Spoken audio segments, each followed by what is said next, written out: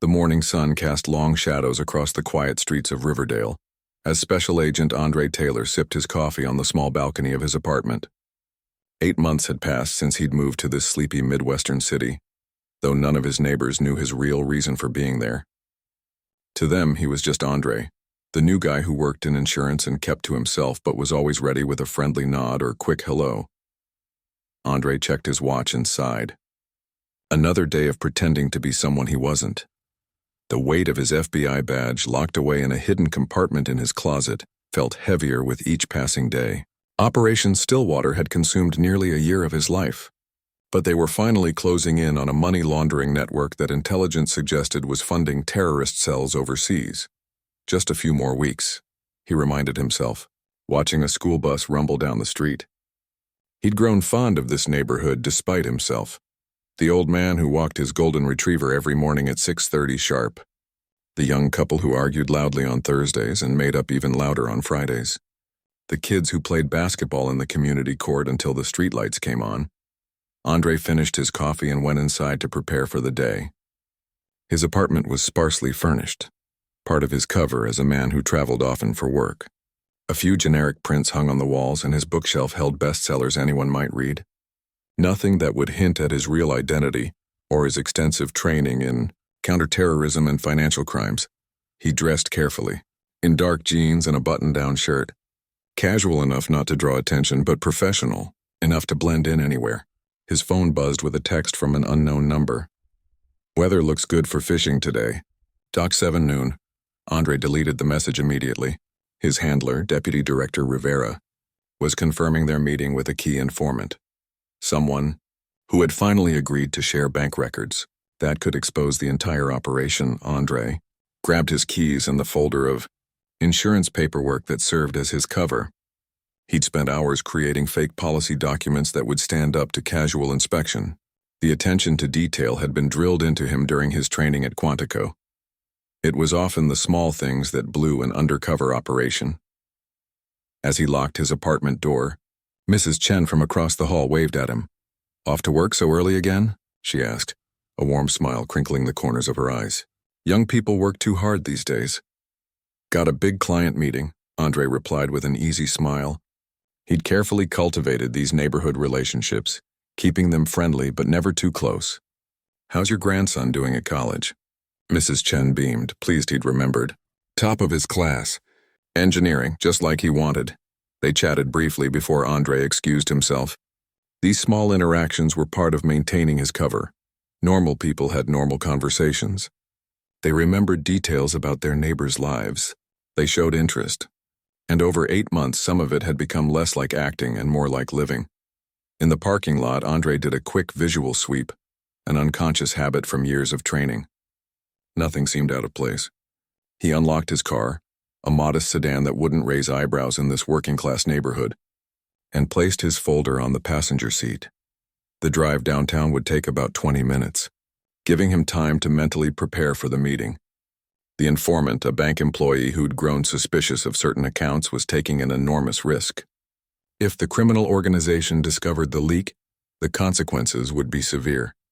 Andre needed to make sure the informant felt safe and understood exactly what kind of protection the FBI could offer. He turned onto the main road, mentally rehearsing the conversation. After months of dead ends and careful network mapping, this could be the breakthrough that Operation Stillwater needed. The money laundering scheme was sophisticated. Cash from illegal activities filtered through a chain of legitimate-seeming businesses before disappearing into offshore accounts. From there, intelligence suggested it was funding terrorist activities across 3 continents. Andre stopped at a red light and checked his mirrors, another habit. A police cruiser had pulled up 2 cars behind him. Nothing unusual about that, he reminded himself, though years of undercover work had left him with a healthy paranoia. When the light changed, he maintained exactly the speed limit, using his turn signal well in advance as he merged onto the highway. The city skyline came into view as he exited the residential area. This was where his 2 worlds collided, the quiet, unassuming insurance agent and the FBI operative tracking millions in illegal funds. He'd spent countless hours in coffee shops and restaurants throughout the business district, observing the comings and goings at certain establishments, noting patterns and connections that only made sense when viewed as part of a larger criminal enterprise. His phone rang through the car's Bluetooth system. The caller ID showed office, which meant it was Rivera calling from a secure line. "Good morning," Andre answered casually, in case anyone could overhear. "Just checking on that Johnson policy," came Rivera's voice following their established code. "Any updates before the meeting?" "Everything's in order," Andre replied. "On my way to finalize the paperwork now." "Good. There's been some movement on the Patterson account as well. We should discuss that today too." Andre's pulse quickened. The Patterson account was their code for a high-level target in the money laundering operation. Movement could mean anything from unusual financial activity to the target changing their routine. "Understood. I've got all the files with me," Andre said, his mind already analyzing what this new development might mean. "See you soon." Rivera ended the call. Andre merged into the exit lane, heading toward the waterfront where he would meet Rivera and the informant. The dock area was perfect for their purposes, busy enough that 3 people talking wouldn't draw attention, but open enough that they could spot anyone approaching. As he drove through the downtown area, Andre noticed how the city had changed even in the 8 months he'd been stationed here. A new coffee shop had opened on the corner of 5th and Main. The old hardware store was now a trendy boutique. Life moved on around him while he remained frozen in his role, unable to form real connections or put down roots. It was the hardest part of undercover work, the loneliness. Despite being surrounded by people, everyone Andre spoke to was talking to a ghost, a fabricated identity carefully constructed to serve a purpose. Sometimes he caught himself wondering which parts were still acting and which were truly him. He turned onto Harbor Street, the water glinting in the distance. Just a few more blocks to the meeting point. This was the most dangerous part of any operation, the handoff of information. Andre's training kicked in as he scanned for anything unusual. Parked cars with occupants, people who seemed too interested in their surroundings, vehicles that might have followed him from his neighborhood. Everything looked normal. Fishing boats bobbed in their slips. Tourists wandered along the boardwalk taking photos and eating ice cream despite the early hour. A group of school children on a field trip listened to their teacher explain something about the historic harbor. Andre found a parking space and gathered his materials. To anyone watching, he was just another businessman, perhaps heading to a waterfront meeting or an early lunch with clients. He locked his car and walked toward the docks, maintaining a casual pace while his eyes continuously scanned for threats or surveillance. Dock 7 was ahead, and Andre could see Rivera already waiting, dressed in casual clothes that wouldn't look out of place near the water. They had worked together for 5 years, long enough to communicate volumes with just a glance or subtle gesture. Rivera's posture seemed relaxed, which meant the area was clear, and the informant was on schedule. As Andre approached, feeling the weight of what might be their biggest breakthrough yet, he allowed himself a moment of optimism. If this meeting went well, if the informant delivered what they promised, Operation Stillwater might finally move from intelligence gathering to arrests and prosecution. They could dismantle a network that was causing harm across multiple countries, and maybe, just maybe, Andre could go back to being himself again. He took a deep breath of the salty air and stepped forward to meet his destiny, unaware that in just a few hours, a simple traffic stop would threaten to unravel everything they had worked for. Andre left the meeting at the docks with a racing heart and a flash drive burning a hole in his pocket. The informant, a nervous bank teller named Lynn, had come through with more than they'd hoped for. Transaction records going back 3 years, internal memos about special clients, and a list of shell companies that might finally connect the money laundering operation to its terrorist beneficiaries. "This changes everything," Rivera had whispered as they parted ways. "Get this back to the safe house. I'll meet you there in 2 hours." Now Andre drove carefully through the city streets, hyper-aware of the valuable information he carried. He took a longer route than necessary, making random turns and doubling back occasionally to ensure he wasn't being followed. Standard procedure, but today it felt more important than ever. He glanced at his watch. He had plenty of time to drop the drive at the secure location before meeting Rivera again. The operation was finally moving forward after months of painstaking work. Andre allowed himself a small smile. Maybe he'd be sleeping in his own bed using his real name sooner than he'd thought. The police car appeared in his rearview mirror suddenly, lights flashing. Andre checked his speedometer. He was driving exactly at the limit. He hadn't run any lights or stop signs. A quick mental inventory confirmed nothing about his car should draw attention. No broken lights, no expired tags. Still, he eased to the curb smoothly, heart rate picking up slightly. This was an inconvenience, nothing more. He'd been stopped before during the operation and his cover had held perfectly. He rolled down his window and placed both hands on the steering wheel where they would be visible. 2 officers approached, one on each side of the car. The one who came to his window, Officer Peterson, according to his nameplate, Wakanta, was young, maybe mid-20s, with close-cropped hair and a tight expression. His partner, an older officer named Wilson, stood by the passenger window, hand resting casually near his holster. "License and registration," Peterson said without preamble. No explanation for the stop, no greeting. "Of course, officer," Andre replied, keeping his voice neutral and polite. "My registration is in the glove compartment, and my license is in my wallet. I'm going to reach for them now, okay?" The officer didn't respond, just watched with narrowed eyes as Andre slowly reached for his wallet in his back pocket. He handed over his license, a perfect fake created by the FBI's best technicians. Then, telegraphing his movements, he leaned toward the glove compartment. "Keep your hands where I can see them," Peterson suddenly barked. Andre froze, hands back on the wheel. "I'm sorry, officer. You asked for my registration. It's in the glove compartment." "Just stay still," the officer snapped, then spoke into his shoulder radio, running a check on license plate Victor Echo Charlie 742. Andre kept his breathing steady, though his mind was racing. This wasn't a normal traffic stop. The officers hadn't told him why they'd pulled him over, and their body language screamed tension. Years of training kicked in as he assessed the situation. Something about him or his car had triggered their suspicion, or maybe a voice in the back of his mind whispered. It was just the color of his skin. Officer Peterson was staring at him with undisguised hostility now. "Where are you coming from?" "A business meeting at the harbor," Andre answered truthfully. "What kind of business?" "Insurance. I'm an insurance adjuster." The lie rolled off his tongue easily after 8 months of repetition. "Insurance," Peterson repeated, drawing out the word like he didn't believe it. "And what were you doing at the harbor?" "Don't look like many insurance offices down there." "Meeting a client about their boat policy," Andre said calmly. "I can give you his contact information if you need to verify." The officer ignored this. "Step out of the vehicle, please." Andre felt his stomach tighten. This was escalating for no reason he could see, except the obvious one.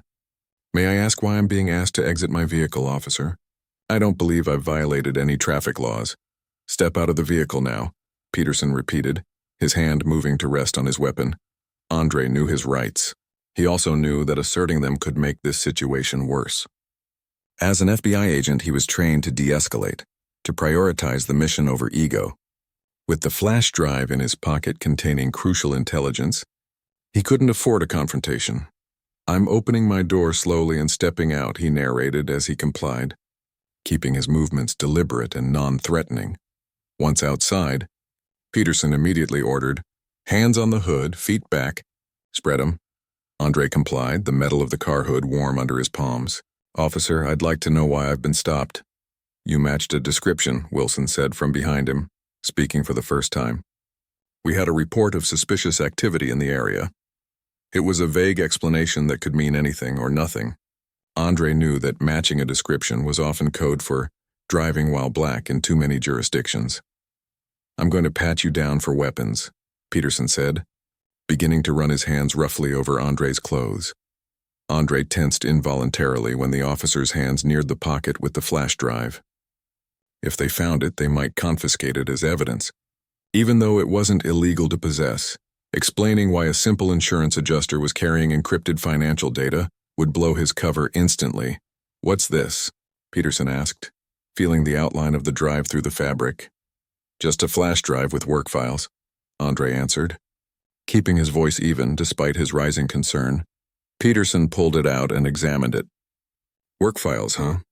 Mind if we take a look?" "Those are confidential client files," Andre said, "protected by privacy laws.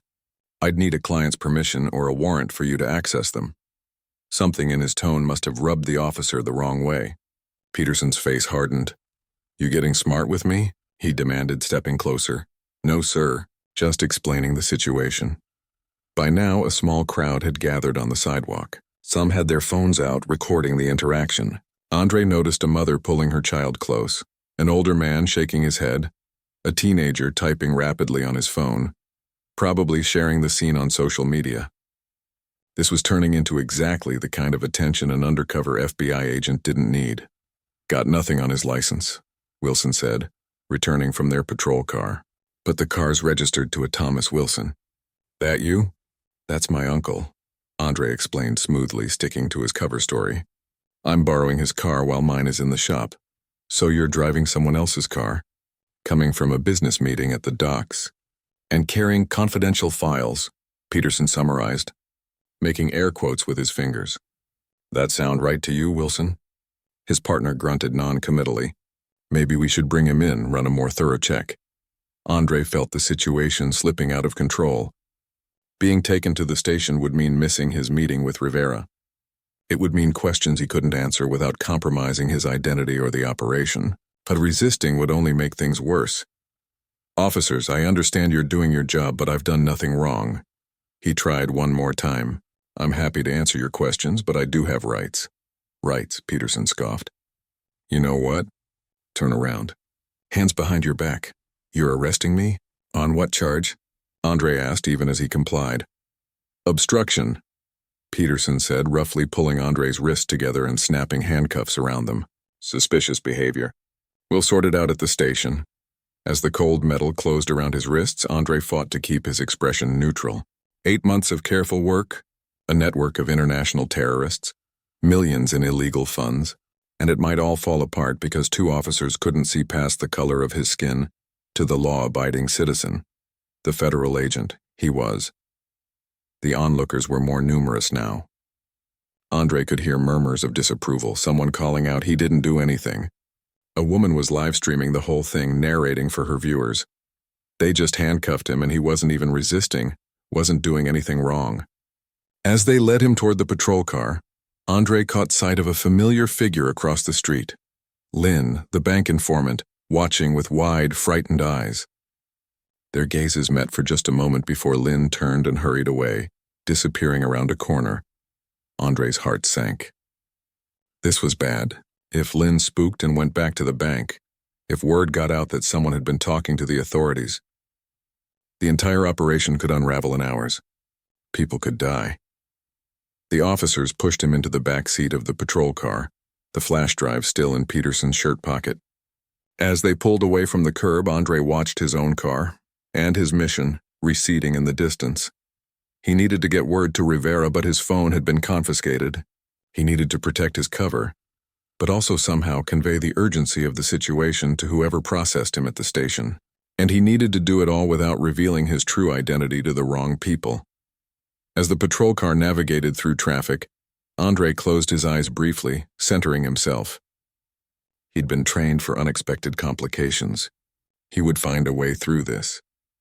But the clock was ticking, and somewhere in the city, terrorist financiers continued their deadly work, unaware of how close the FBI had come to stopping them or how a simple act of racial profiling might have just handed them a lifeline. The holding cell at the Riverdale police station smelled of industrial, cleaner and desperation. Andre sat on the metal bench, elbows on his knees, running through his options. It had been 3 hours since his arrest. 3 hours since officers Peterson and Wilson had brought him in, booking him on vague charges of obstruction and suspicious behavior. 3 hours since he was supposed to meet Rivera at the safe house with the flash drive that was now sitting in an evidence locker. 3 hours during which Operation Stillwater might have started to crumble. Andre glanced up at the clock on the wall. Rivera would be looking for him by now, maybe even trying to track his phone, which had been confiscated along with his wallet and keys. Standard procedure would be to wait 24 hours before triggering emergency protocols. But Rivera might move faster, given the importance of today's meeting and the intelligence they'd gathered. The cell door opened and a tired-looking officer Andre hadn't seen before gestured for him to stand. Taylor, you get your phone call now. This was the moment Andre had been waiting for, a chance to contact Rivera without blowing his cover. He followed the officer to a wall-mounted phone, aware of the cameras watching his every move. "You've got 5 minutes," the officer said, then stepped back to give him a semblance of privacy. Andre dialed one of the burner numbers he'd memorized during his training. After 2 rings, a woman answered. "Law offices of Grant and Partners." It was the FBI's secure line disguised as a law firm. Andre took a deep breath. "This is Andre Taylor," he said clearly. "I've been arrested by the Riverdale Police Department on charges of obstruction. I need to speak with my attorney, David Johnson." David Johnson was the code name for Rivera in this particular scenario. The woman on the other end would understand exactly what he was communicating. "I understand, Mr. Taylor," she replied smoothly. "Can you share the circumstances of your arrest?" "I was pulled over on Harbor Street after a business meeting. The officers claimed I matched a description of someone suspicious in the area. They confiscated my work materials, including confidential client files on a flash drive."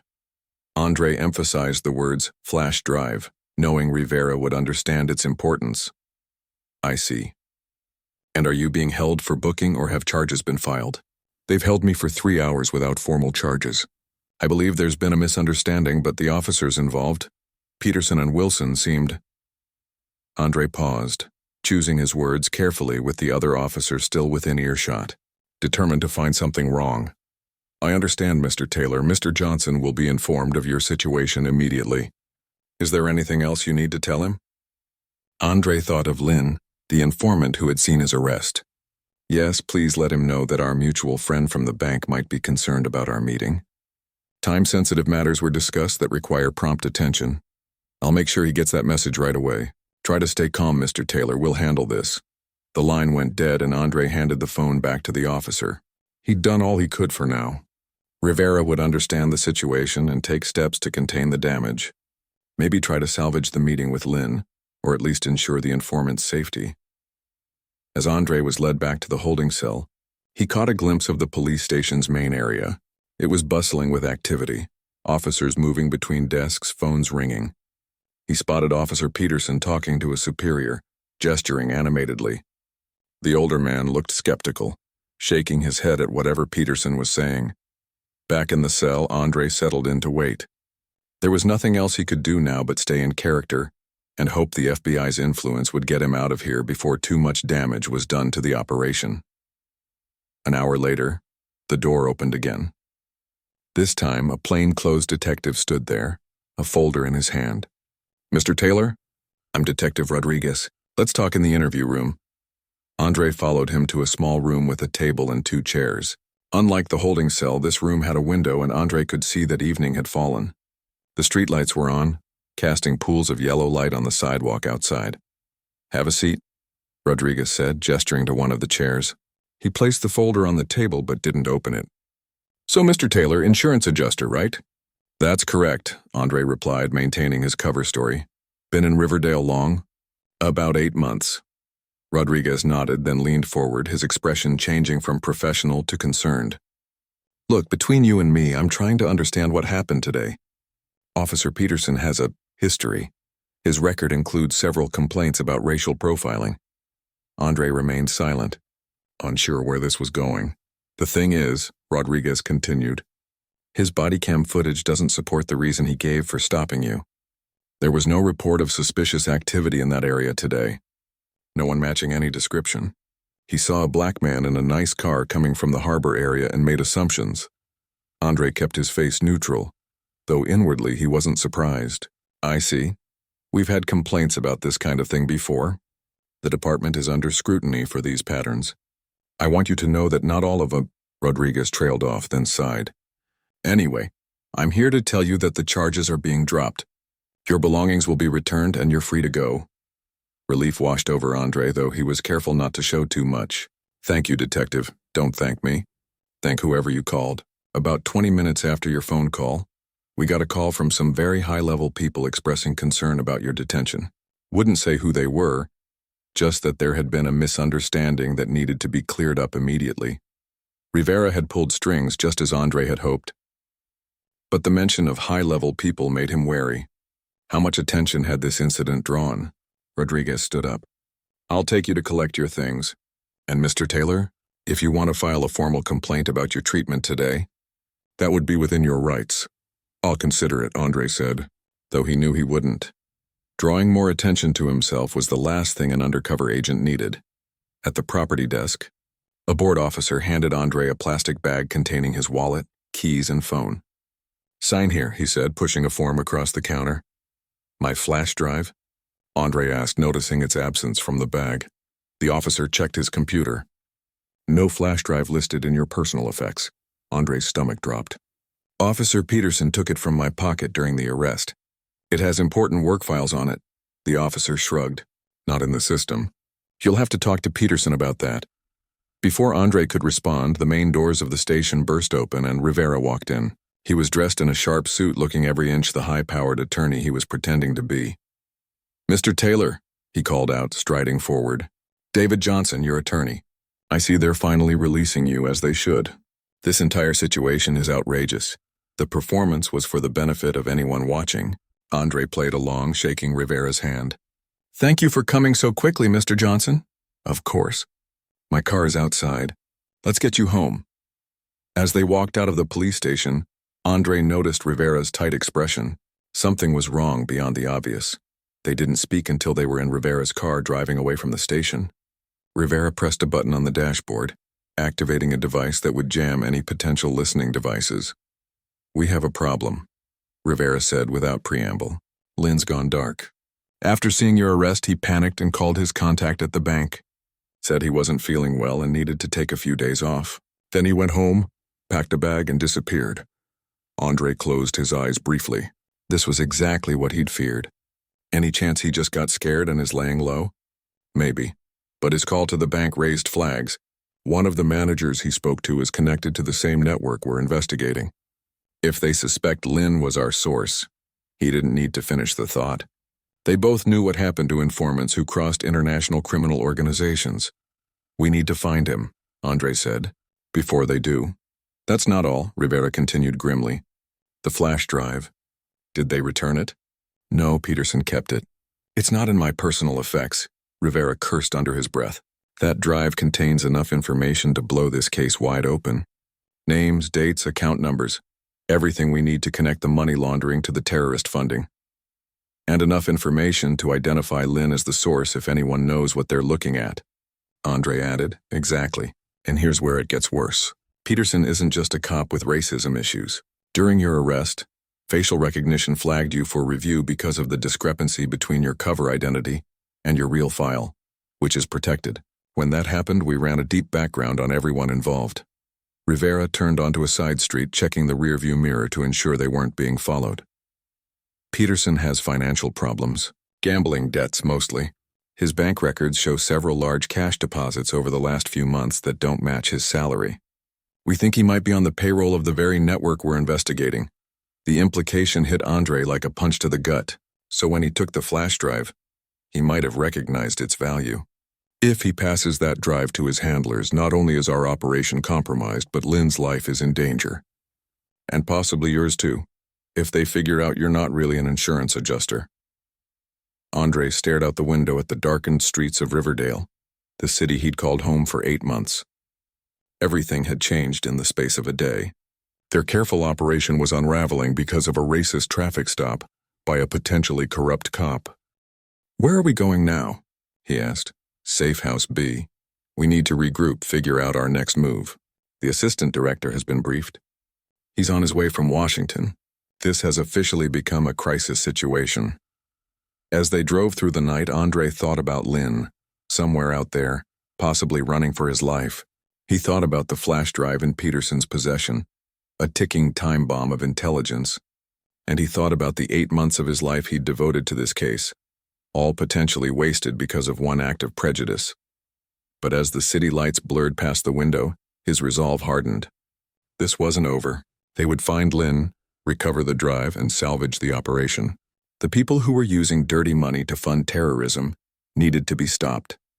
And maybe, just maybe, they could expose Peterson and others like him along the way. For now, though, all he could do was plan their next move and hope they weren't already too late. Safe House B was a nondescript apartment in a converted warehouse on the edge of town. From the outside, it looked like any other trendy urban living space that had once been industrial. Inside, it was a fully equipped FBI command center.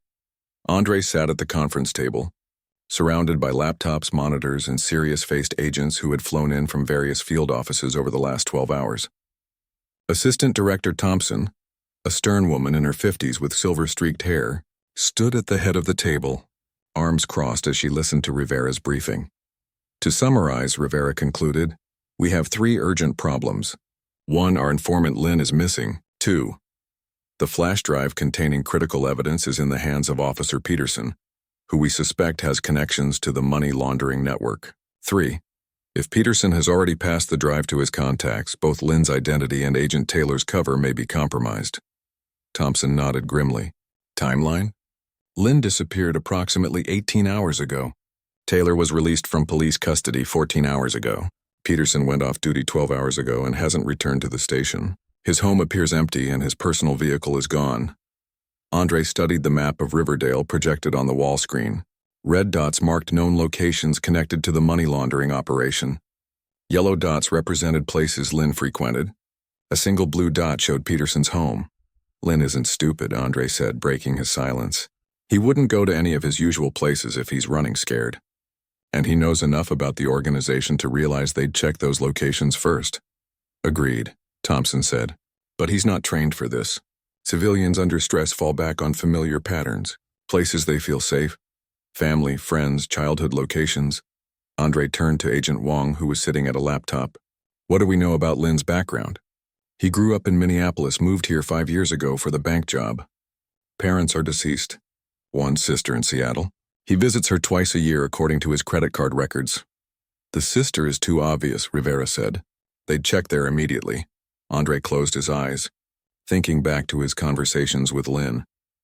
The nervous bank teller had been reluctant to help at first, only agreeing after Andre had spent weeks building trust. During those conversations, Lynn had shared bits and pieces of his life. He has an uncle, Andre said suddenly, opening his eyes. He mentioned fishing trips when he was a kid, a cabin somewhere upstate. He said it was the only place he ever felt truly peaceful. Thompson turned to Wong. Find it. Property records, tax payments, anything. On it, Wong replied, fingers flying over the keyboard. Meanwhile, Thompson continued, we need to locate Peterson and that flash drive. Taylor, you had the most contact with him. Any insights? Andre considered the question. He's arrogant, confrontational. During the arrest, he seemed almost eager to find something incriminating. If he is working for the network, he'd want to prove his value to them. He wouldn't just hand over the drive. He'd want to be there when they discovered what was on it. So he might have arranged a meeting, Rivera suggested. And if Lynn is mentioned in those files, Andre added grimly, they'll be looking for him too. We might be able to use that to our advantage. For the next hour, they built a strategy. One team would focus on locating Lynn, using the cabin lead and any other potential hiding places. Another would monitor known associates of the money laundering network, looking for unusual meetings or movements that might indicate Peterson making contact. A third team would work on damage control, preparing for worst-case scenarios if Andre's cover was blown. Wong looked up from her laptop. I found the cabin. It's registered to a Thomas Chen, Lynn's maternal uncle, located near Lake Windermere, about 2 hours north of here. Satellite imagery shows it's isolated, surrounded by woods. Perfect hiding place, Thompson nodded. Good work. Rivera, take a team and check it out. Approach with caution. Lynn might be spooked enough to run from anyone at this point. What about me? Andre asked.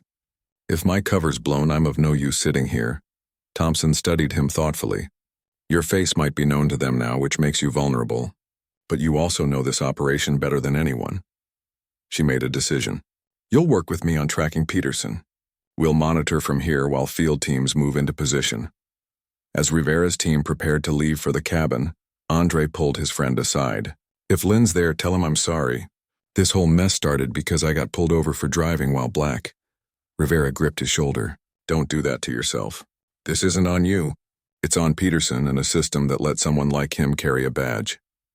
After Rivera left, the command center settled into a focused rhythm of work. Analysts monitored police frequencies and surveillance cameras throughout the city. Undercover agents moved into position near known gathering places used by the money laundering network. Everyone was searching for signs of Peterson or unusual activity that might lead them to the flash drive. Andre stood staring at the map, trying to think like Peterson. If the corrupt officer was looking to sell the information, where would he go? Who would he contact first? His thoughts were interrupted by an analyst calling out, "Movement at location 7. Cameras show 3 SUVs arriving in the past 20 minutes. Location 7 was a private social club owned by a restaurant supplier named Vincent Rossi, a man Andre had been watching for months, suspected of being one of the key players in the money laundering operation. Bring up the footage," Thompson ordered. The wall screen switched to grainy security camera footage from across the street from the club. They watched as men in suits entered the building. The resolution wasn't good enough to make out faces clearly. "Can we get closer?" Andre asked. "Not without risking detection," the tech analyst replied. "But we have a team in position 2 blocks away." Thompson picked up a secure phone. Team 3, we have activity at the Rossi Club. "Move to your secondary position and stand by." Andre leaned closer to the screen, studying the vehicles parked outside the club. "Wait, that gray sedan. Zoom in on the license plate." The image magnified, becoming blurrier but just clear enough to read the plate. "Run that," Andre said urgently. The analyst typed rapidly, then looked up in surprise. "It's registered to the Riverdale Police Department. Unmarked unit typically assigned to detectives." "Peterson," Andre said with certainty. "He's making his move." Thompson was already issuing orders. "All teams converge on location 7. We need eyes inside that club immediately. Authorization for emergency entry if necessary." Andre felt adrenaline surge through his system. After months of patient intelligence gathering, events were now moving at lightning speed. If Peterson was meeting with Rossi and his associates, it meant the flash drive was likely there too, along with everyone they needed to arrest to break the money laundering network. "I should be there," he said to Thompson. She shook her head firmly. "Too risky. Your face might be recognized." "That's exactly why I should go," Andre countered. "If they've already identified me as FBI, I can be the distraction while the teams move in. Peterson won't expect to see me walking right through the front door." Thompson considered this for a long moment, then nodded. "Backup will be in place. You'll wear a wire. First sign of trouble, you get out." 30 minutes later, Andre was in the back of an FBI vehicle, changing into a suit that had been brought from his apartment. The familiar weight of his service weapon at his hip felt reassuring after months undercover without it.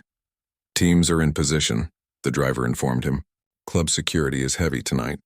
2 men at the door, probably armed. Another watching from the second-floor window." Andre nodded, slipping in his earpiece. "Any word from Rivera on Lynn?" They reached the cabin. Signs of recent occupation, but no one there now. They're searching the surrounding area. Andre felt a twinge of disappointment but pushed it aside. One problem at a time. Right now, he needed to focus on getting into that club and finding Peterson and the flash drive. The car stopped a block away from the club. Andre checked his reflection in the window, straightening his tie. For the first time in 8 months, he wasn't playing a role. He was himself, Special Agent Andre Taylor of the FBI. "Comms check," he said quietly. "Reading you clear," came Thompson's voice in his ear. "Remember, this is intelligence gathering only. Identify Peterson, confirm the presence of key targets, locate the flash drive if possible. Do not engage unless absolutely necessary." "Understood," Andre replied, opening the car door. "Going in." The night air was cool as he walked confidently toward the club. Street lamps cast pools of light on the sidewalk. Music and laughter drifted from the building ahead. To any observer, he was just another well-dressed man heading for an evening at an exclusive club. The security guards at the door straightened as he approached. One put a hand inside his jacket, not drawing a weapon yet, but ready. "Evening," Andre said pleasantly. "Nice night. Club's private," the larger guard replied. "Members only," Andre smiled. "I'm expected. Meeting with Mr. Rossi and Officer Peterson." The guards exchanged glances, caught off guard by his directness. In their hesitation, Andre saw his opportunity. He kept walking forward as if their permission was a foregone conclusion. "Sir, you need to stop," the second guard began. Andre was already past them, pushing open the heavy wooden door and stepping into the dimly lit interior of the club. In his ear, Thompson was saying something urgent, but he was focused on scanning the room. The club was luxurious. dark wood paneling, leather armchairs, a long bar along one wall. About 20 people were scattered around the space, talking in low voices over drinks. Andre spotted Peterson immediately. Sitting at a corner table with Rossi and two other men Andre recognized from his surveillance work. The flash drive sat in the center of the table. All four men looked up as Andre entered. Peterson's face drained of color. "Gentlemen," Andre said calmly, walking toward their table, "I believe you have something that belongs to me." Behind him, he could hear the security guards entering, confused by his brazen entry. Outside, FBI teams would be moving into position, preparing to breach on his signal. Rossi recovered first, his surprise transforming into a cold smile. "Mr. Taylor, or should I say agent, please join us. We were just discussing your interesting career choices." Andre stopped a few feet from the table. Peterson looked like he might be sick. The other two men had their hands beneath the table, reaching for weapons, no doubt. "You know," Andre said conversationally, "it's funny how things work out. Officer Peterson here thought he was making a routine racist traffic stop. Instead, he stumbled into a federal investigation of international terrorism financing. Talk about a bad day at work." Rossi's smile didn't waver, but his eyes hardened. "And you've just walked into a private club full of people who now know exactly who you are. Seems like we're both having interesting days." In his earpiece, Thompson was giving the signal for teams to move in. Andre just needed to keep them talking for 30 more seconds. "True," Andre agreed. "But only one of us is surrounded by FBI agents right now." As if on cue, the front and back doors of the club burst open. Agents in tactical gear poured in, shouting commands. Club patrons screamed and dove for cover. Rossi lunged for the flash drive. Andre was faster, slamming his hand down on it and meeting Rossi's eyes. "Like I said, that belongs to me." As the FBI secured the room and began detaining suspects, Andre finally allowed himself to feel the weight of the moment. 8 months of work. A case nearly derailed by racism and corruption. And now finally the beginning of justice. Peterson, handcuffed and being led away, looked back at Andre with a mixture of hatred and disbelief. Andre simply watched him go, knowing that the officer's actions had inadvertently led to the takedown of an entire criminal network. Sometimes justice worked in unexpected ways.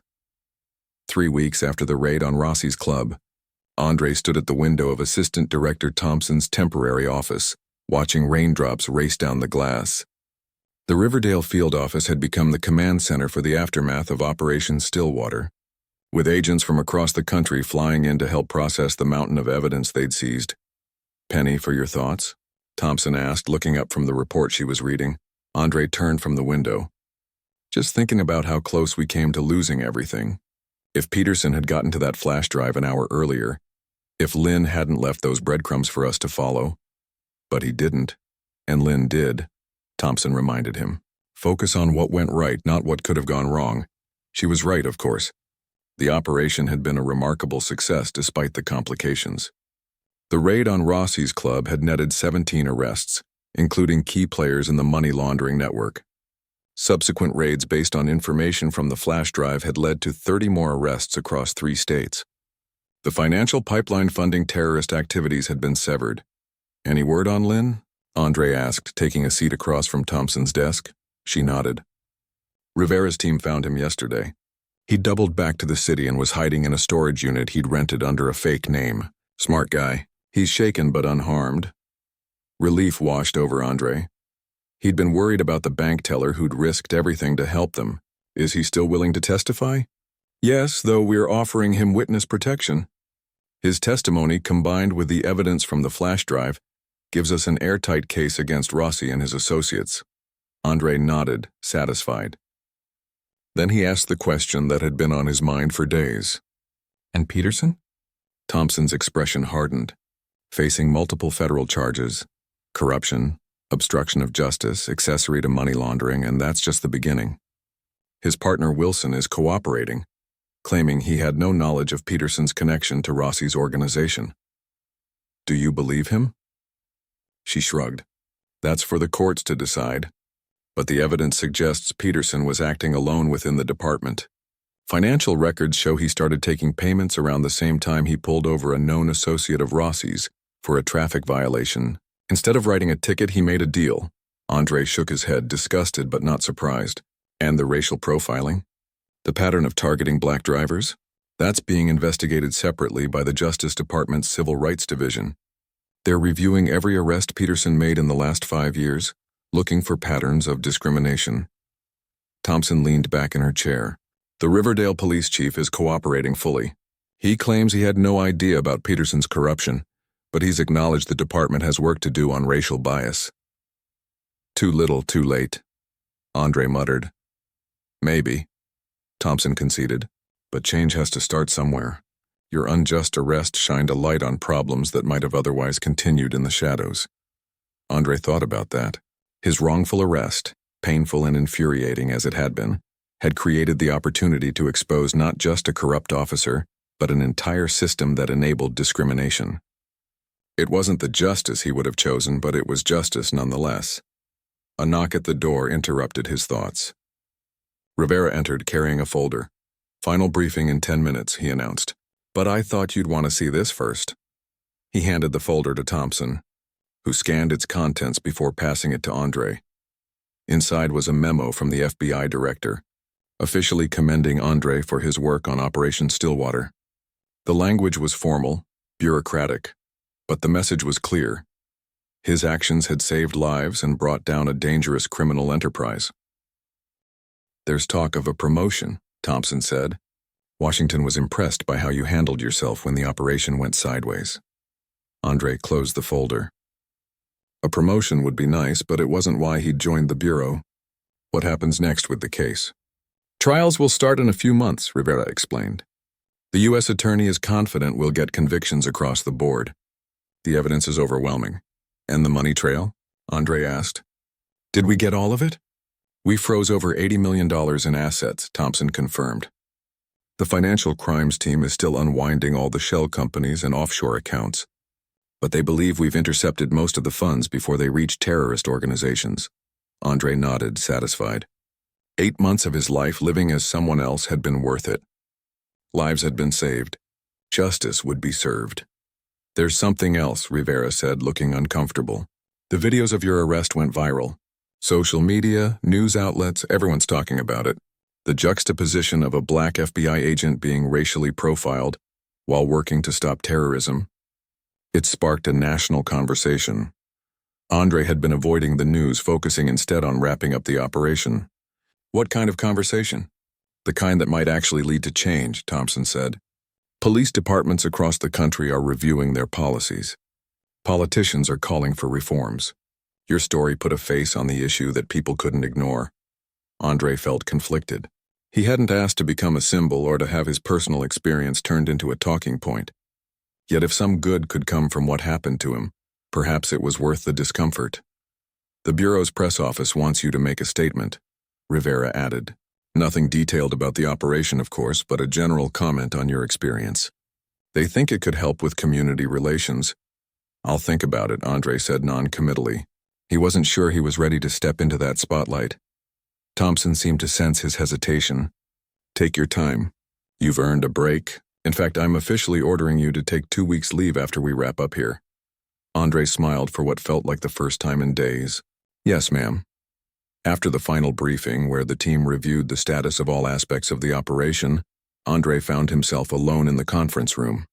The walls were covered with photos, maps, and diagrams, the visual representation of 8 months of work. Soon it would all be packed up and moved to Washington, where prosecutors would use it to build their cases. His phone buzzed with a text from Rivera. Lynn wants to meet. Says he owes you a thank you. Secure location whenever you're ready. Andre texted back his agreement. He did want to see Lynn, to make sure the bank teller was really okay, and to thank him for his courage. As he was gathering his things to leave, Chief Bennett of the Riverdale Police Department appeared in the doorway. Andre had met him briefly after the raid but hadn't spoken to him directly. Agent Taylor, Bennett said, stepping into the room. Do you have a moment? Andre nodded cautiously. I wanted to apologize personally for what happened to you. There's no excuse for Peterson's actions, both the racial profiling and the corruption. Andre studied the older man's face, looking for signs of insincerity but finding none. Thank you, Chief, but I'm not the only one who's been profiled by your officers. Bennett nodded, his expression grave. I know, and that's why I'm here. We're implementing new training programs, community oversight, body cam reviews, but that's not enough. I need people who've experienced these injustices to tell us what else we need to change. And you want my input? Andre asked, surprised. If you're willing. No pressure, no cameras, just honest conversation about how we can do better. I can't change what happened to you, but I can try to make sure it doesn't happen to someone else. Andre considered the request. His instinct was to decline. Why should he have to educate others about racism? But then he thought about the next black man who might be pulled over in Riverdale. If his voice could help prevent another unjust arrest, wasn't he obligated to use it? I'll think about it, he said finally. Bennett handed him a card. That's my direct line. Call anytime. After the chief left, Andre stood alone in the conference room looking at the card in his hand. So much had happened because of one traffic stop. A major criminal operation exposed. A corrupt officer arrested. A police department forced to confront its failings. And a national conversation about race and law enforcement. It wasn't the outcome anyone had expected. Least of all Andre. His wrongful arrest had nearly destroyed the mission he'd worked so hard on. Yet in the end, it had not only strengthened the case but created an opportunity for broader change. As he walked out of the building into the rainy evening, Andre felt something he hadn't expected. Hope. Not naive optimism that everything would suddenly improve, but a measured hope that meaningful progress was possible. Sometimes justice came from unexpected places. Sometimes the worst moments led to the greatest opportunities for change. His phone buzzed again. Another text from Rivera. Forgot to mention. Director wants to meet you tomorrow. Says she has a new assignment if you're interested. Something about reforming how we handle race relations in joint operations with local police. Andre smiled as he got into his car. Maybe this was exactly where he was meant to be after all. Not just catching the bad guys, but helping to fix the systems that sometimes allowed them to hide behind badges. The rain was letting up as he drove away from the field office, and patches of blue sky were appearing between the clouds. A fitting metaphor, he thought, for the work that still lay ahead, challenging and uncertain but with the promise of a clearer day to come.